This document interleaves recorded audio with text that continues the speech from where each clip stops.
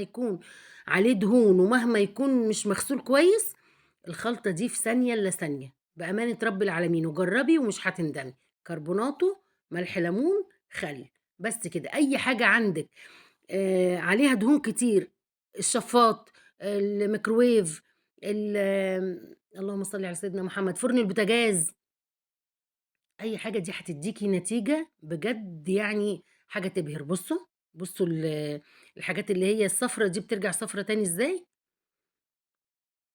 أهو. تفضلي بقى تدعكي فيهم واحدة والله العظيم أنا لو سِبتهم يعني ربع ساعة والّا نُص ساعة كانوا طلعوا أنضف من كده وأحسن من كده، بس أنا كنت مستعجلة وزي ما قُلت لكم كنت هاكسّل قُلت أعمله وقت تاني، بس أنا قُلت بالمرّة بقى أخلّصه، لإن أنتم عارفين إن أنا بعد ما باخلّص يوم الخميس الشقة والبوتاجاز وكده والمطبخ يعني وكُلّه بانزل. بس قُلت أعمله بالمرّة يا بنات زي ما أنتم شايفين كده وسهل والدهون بتطلع معاكِ وفي سلكتِك.